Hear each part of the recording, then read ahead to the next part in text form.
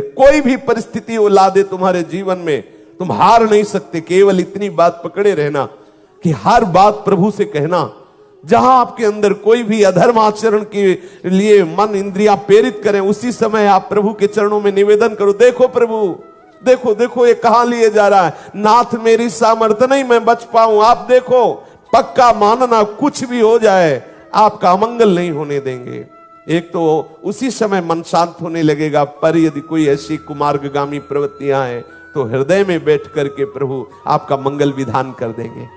निश्चित समझना, निश्चित समझना। श्रीमद् भागवत में वर्णन किया है स्वयं श्री भगवान ने, स्वयं प्रभु कह रहे हैं उद्धव जी से कि मेरा भक्त अभी जितेंद्री नहीं है। आहा, शब्द देखो, मेरा भक्त मद भक्तो बाध्यमानोपि मद भक्तो विषयी रजितेंद्रिय, विषयी है अजितेंद्रिय है। अगर ये सुनकर के हृदय में उत्साह ना हो प्रभु के चरणों की तरफ बढ़ने का, तो समझ लेना दुर्भाग्य ही है। स्वयं प्रभु कह रहे हैं मद भक्तो, पहले शब्द पर ध्यान दीजिए, मद भक्तो मेरा भक्त है, स्वीकार करो मैं प्रभु का हूं। यह स्वीकृति में बहुत बड़ी ताकत है, मैं प्रभु का हूं। ये तो आप कहीं कुमार्गगामी ना हो जाए, इसलिए बीच बीच में शास्त्र आपको सावधान करता है, अरे इससे क्या होगा, इससे क्या होगा, और आगे बढ़े और आगे बढ़ो। बकाया बात इसी से पूरी बन गई है कि मैं प्रियालाल का हूं, इसी से पूरी बात बन गई है। पर यह बार बार इसलिए कहा जाता है कि आप कहीं प्रमाद में ना हो जाएं, कहीं आप चूक न कर दे, कहीं आप बहुत दूर न चले जाएं सतमार्ग से। बकाया इसी से पूरी बात बन जाएगी। बिगड़ी जना मने कि वही सुधरे आज होई राम को, पहला सूत्र मैं प्रभु का।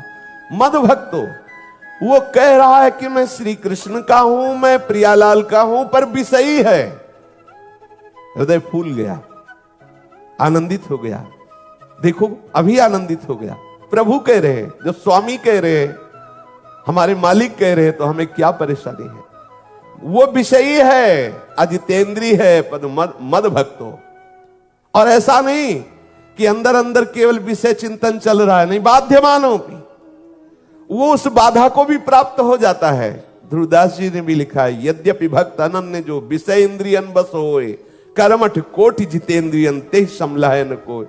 अभी वो प्रियालाल का हो गया है, लेकिन वो विषयी है, अजितेंद्री है। बोले उसकी समानता करोड़ों कर्मकांडी और जितेंद्री नहीं कर सकते। ध्रुवदास जी रसिक शिरोमणि हैं, वो कह रहे हैं यद्यपि भक्त अनन्य जो विषय इंद्रियन बस होए, कर्मठ कोटि जितेंद्रियन ते समलहन कोय। क्यों? क्योंकि जितेंद्री को जितेंद्रियता का गर्व है, कर्मकांडी को कर्म का बल है, लेकिन इसको तो केवल श्यामा श्याम का बल है।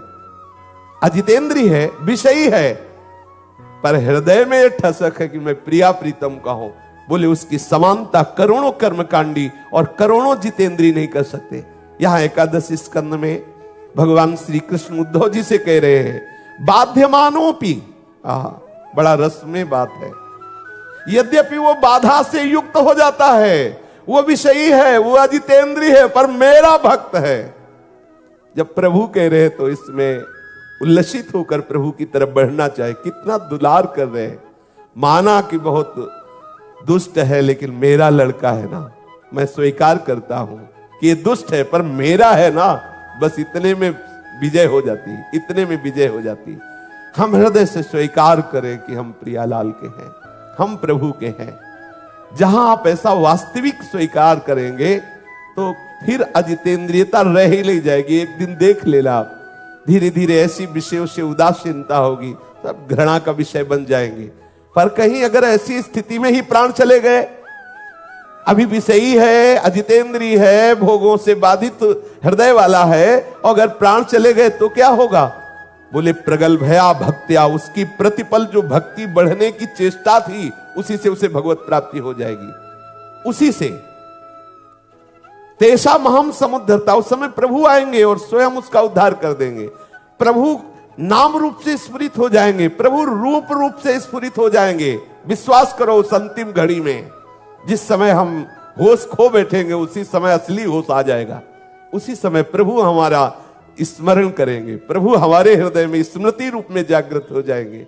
ये हम महापुरुषों की बात कह रहे हैं, उनसे सुनी हुई बात कह रहे हैं, और संत महापुरुष भगवान के एकांतिक वार्ता का रहस्य जानने वाले हैं। इसी बल पे तो छाती ठोक के चला जाता है कि अगर हमसे बिगड़ गई तो हमारे स्वामी हमें छोड़ेंगे नहीं, अगर हमसे चूक भी हो गई तो रात ना प्रभु चित चूक किए की करत सुरत सह बार है कि हमारी हार नहीं होगी, मेरे स्वामी मेरे साथ हैं।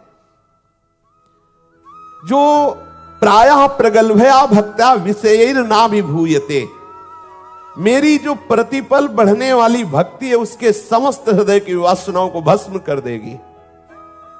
मेरा भक्त है, विषयी है, अजितेंद्री है, बाधित हो जाता है, पर वो मेरा भक्त है ना, तो मेरी कृपा से उसके हृदय में भक्ति बढ़ती चली जाएगी और ये भक्ति उसकी वासनाओं को ऐसे नष्ट कर देगी जैसे आग, आग लग गई तो सब, चाहे पहाड़ जैसी रुई हो, सब भस्म हो जाएगी, पूर्व पाप नष्ट हो जाएंगे, आगे जो पाप करने की प्रवृत्ति है वो नष्ट हो जाएगी, हृदय निश्चित परम पवित्र हो जाएगा। हमें केवल ये बात स्वीकार करनी है, मैं प्रभु का हूं, मेरे स्वामी श्री प्रिया प्रीतम है। इस स्वीकृति से भजन प्रारंभ हो जाएगा, इस स्वीकृति से हमारा परम मंगल हो जाएगा। जैसे धधकती हुई आग किसी को बख्शती नहीं, चाहे जो कुछ हो सब जला के राख कर देती है, ऐसे ही जिसने मेरे से संबंध बना लिया, मैं प्रभु का हूं, स्वीकृति कर ली, मेरे चरणारविंद की भक्ति का जैसा बनता है वैसा प्रयास करने लगा, तो ये भक्ति वो आग है जो सब कुछ उसका आंतरिक विकार, आंतरिक पाप प्रवृत्तियां भस्म कर देगी। स्वयं प्रभु कह रहे, जैसे लकड़ियों को राख कर देती है आग, ऐसे ही मेरी भक्ति समस्त वासनाओं को राख कर देती है, हृदय निर्वासनिक हो जाता है। राशि के राशि पाप हो तो भी वो पूर्णतया नष्ट हो जाते, भस्म हो जाते हैं। भक्त्या हमें कया ग्राह्या श्रद्धयात्मा प्रियः सतां भक्ति ही पुनाति मन्निष्ठा स्वपाकानपि संभवात्। ओहो, मैं भक्तों का प्रीतम हूं, मैं संतों की आत्मा हूं, जो मेरे में अनन्य श्रद्धा कर लेता है, अनन्य भक्ति करता है, मैं उसकी पकड़ में आ जाता हूं। दो बातें बताई, प्रभु को पकड़ में अगर लाना है तो इशारा बता दिया, मैं भक्तों का प्रीतम हूं, मैं संतों की आत्मा हूं, अर्थात भक्त संतों का संग करो, क्योंकि उन्हीं से वो युक्तियां मिलेंगी जिससे मैं पकड़ में आऊंगा। दूसरी बात, उन्हीं के संग से मेरे चरणारविंद की अनन्यता आएगी। प्रभु कह रहे हैं कि जो अनन्य श्रद्धा से, अनन्य भाव से मेरा भजन करते हैं, मेरे संतों के संग से, मेरे भक्तों के संग से मेरी अनन्यता आती है, और मेरी अनन्य श्रद्धा से, अनन्य भक्ति से मैं स्वयं पकड़ में आ जाता हूं। जैसे मैया यशोदा जी लाला को पकड़ने के लिए दौड़ रही, नहीं पकड़ पाई। लाला ने जब पीछे देखा कि मैया की बेड़ी में गुथे हुए फूल गिर रहे हैं, पसीने से लथपथ हो रही, फिर भी वो मेरे को पकड़ना चाहती, तो आप पकड़ में आ गए, आप स्वयं पकड़ में आ गए। ऐसे ही जो संतों का संग करके हृदय में निश्चय कर लेता है, अब इस जन्म में मुझे भगवत प्राप्ति करनी है, और जैसा बनता वैसा भागने लगता है, अर्थात उपासना करने लगता है प्रभु की प्राप्ति, प्रभु कृपा करके उसकी पकड़ में आ जाते हैं। मैं अनन्य श्रद्धा से पकड़ में आता हूं, और अनन्य श्रद्धा संतों के संग से, भक्तों के संग से प्रकट होती है। अगर एकमात्र भक्ति का आश्रय ले लो, वो भक्ति संतों से ही आती है, तो आप निश्चित देख लेंगे कि आप प्रभु के समीप पहुंचते जा रहे, क्योंकि स्वयं प्रभु के भक्त्या में कया ग्राह्या, मैं पकड़ में आता हूं सिर्फ एकमात्र अनन्य भक्ति से। और वो अनन्य भक्ति बता दिया कि मैं संत भक्तों के संग से ही अनन्य भक्ति प्रदान करता हूं। देते प्रभु ही है, पर यदि भक्तों का संग नहीं, संतों का संग नहीं, भगवत प्रेमी महात्माओं का संग नहीं तो नहीं। भक्ति स्वतंत्र सकल सुख खानी, बिनु सत्संग न पावई प्राणी। बिना संतों की कृपा के भक्ति का जागरण नहीं, बिना अनन्य भक्ति के प्रभु पकड़ में नहीं आते हैं। चाहे वो चांडाल हो, चाहे जितना नीच हो, लेकिन यदि मेरी भक्ति करता है तो जगत पूज्य हो जाता है, परम पावन हो जाता है। मन निष्ठा स्वपाका नपि संभवात, वो चाहे जितना नीच हो, यदि मेरी भक्ति करने लगा तो मद भक्ति युक्तो भुवनम पुनात, वो स्वयं पवित्र हो जाता है और दूसरों को पावन करने वाला बन जाता है। यदि भक्ति नहीं तो चाहे जितना बड़ा तपस्वी हो, सत्य का पालन करने वाला हो, ये स्वयं प्रभु के वचन है। स्वयं प्रभु कह रहे वो सुपच है, नीच है, चांडाल है, पर मेरी भक्ति से युक्त हो गया तो स्वयं पवित्र हो गया और लोगों को पावन करने वाला बन गया।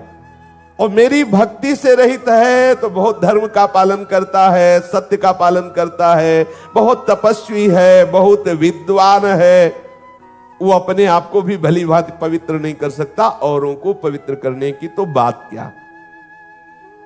एकमात्र भक्ति से मैं पकड़ में आता हूं, एकमात्र भक्ति से वो स्वयं पवित्र होकर दूसरों को पावन करने वाला बन जाता है, चाहे कोई भी हो। और वो एकमात्र अनन्य भक्ति संत और भक्तों के संग से प्राप्त होती है। इसके विपरीत जो मेरी भक्ति से रहित है, जो मेरे भक्तों का संग नहीं करता, वो चाहे जितना विद्वान हो, तपस्वी हो, धर्मात्मा हो, सत्यवादी हो, वो मुझे नहीं पकड़ पाएगा। वो स्वयं को पूर्ण पवित्र नहीं कर सकता, औरों की तो बात जाने दो। ये स्वयं श्री भगवान एकादश स्कंद में कह रहे हैं। ऐसा क्यों? मानो किसी ने प्रश्न किया कि ऐसा क्यों, तो बोले तपस्वी को कभी आंसू बहाते देखा क्या प्रभु के लिए? अगर रोम रोम आपके पुलकित होकर खड़े नहीं हो गए, आपकी अश्रुधारा से कपोल भींगे नहीं, आपका हृदय द्रवित होकर पुकारा नहीं, हा किशोरी जू, हा प्रियाजू, हा श्यामाजू, तो आप पवित्र नहीं हुए। चाहे जितना तपस्या हो, चाहे जितनी विद्या हो, चाहे जितना सत्य और धर्म का पालन करने वाले हो, अभी रंग नहीं आया। स्वयं प्रभु कह रहे जब तक शरीर पुलकित नहीं हुआ, जब तक चित्त पिघल करके गदगद नहीं हुआ, आनंद के आंसू नहीं बहे, अंतरंग बहिरंग भक्ति की बाढ़ नहीं आई, तब तक वो पूर्ण पवित्र नहीं माना जाता, चाहे कोई भी हो। यह है पूर्ण पवित्रता का स्वरूप। स्वयं भगवान श्री मुख से ये निर्धारित कर रहे कब माना जाएगा पवित्र, जब चित्त पिघल गया, गदगद कंठ नयन बह नीरा, नेत्रों से अश्रु प्रवाह, गदगद सुर नैना सजल दंपति रस रे भीन, इहि गति वृंदा विपिन में फिरे प्रेम तल्लीन। कथम बिना रोम हर्षम द्रवता चेतसा बिना, बिना आनंद अश्रु कलया शुद्धेद भक्त्या विनाशया। प्रभु स्वयं कह रहे हैं कैसा कैसा पवित्रता का स्वरूप। जब रोम रोम पुलकित हो गए, गदगद कंठ हो गए, नेत्रों से अश्रु बहे, हृदय द्रवित हो गया, तब माना जाएगा पवित्र। नहीं तो पवित्र होने की वो संभावना नहीं जिसे प्रभु पवित्र कहते हैं, तब तक इसके शुद्ध होने की संभावना नहीं। वा गदगदा द्रवते यस्य चित्तम रुदत्यभीक्षणम हसति क्वचिच्च विलज्ज उद्गायति नृत्यते च मद्भक्ति युक्तो भुवनम पुनातु। प्रेम से द्रवित हृदय गदगद कंठ हो गया, चित्त पिघल करके बह रहा है, रोम रोम खड़ा हो गया है, रोने का ताता नहीं टूट रहा। कभी कभी लीला स्फूर्ति से खिलखिलाकर वो हंस रहा है, कहीं लाज छोड़कर ऊंचे स्वर से लीला का गायन कर रहा है, कभी प्रभु के आनंद में भरकर नाच रहा है।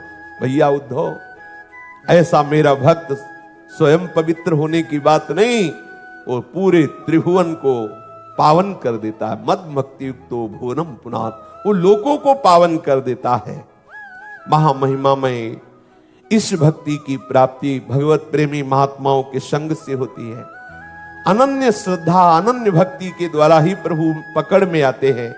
इसलिए श्री भाई जी महाराज कह रहे हैं कि तुम्हें प्रभु ने बहुत सुविधा दिया है, अर्थात बड़ा अवसर दिया है इस स्थिति की प्राप्ति के लिए। देखो, मनुष्य शरीर मिला है, सुंदर सत्संग मिला है, सुंदर भगवान नाम गुरुदेव के द्वारा मिला है। खूब रट करके हम इस जीवन को सार्थक कर लें।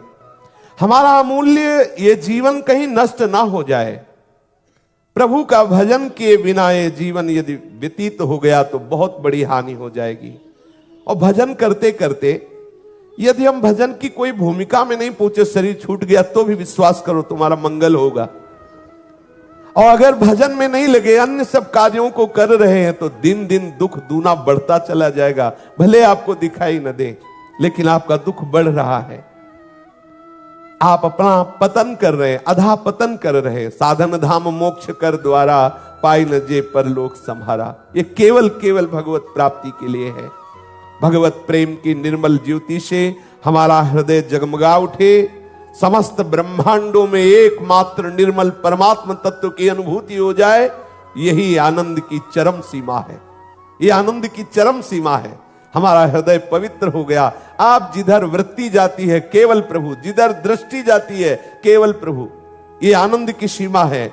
इसके बाद वो प्रिया प्रीतम के भाव में या गोपी भाव में या सखा भाव में, जैसे भी चाहो बिलसो, हृदय पवित्र हो गया। जिधर वृत्ति जा रही केवल प्रीतम, बाहर दृष्टि जा रही केवल प्रीतम। आनंद की सीमा है ये।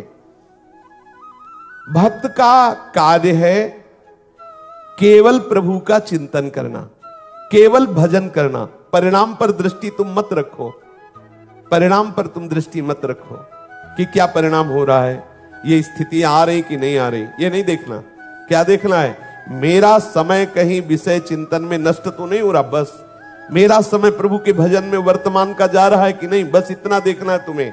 आगे की बात योगक्षेमं वहाम्यहम् का ठेका वो ले रहे हैं।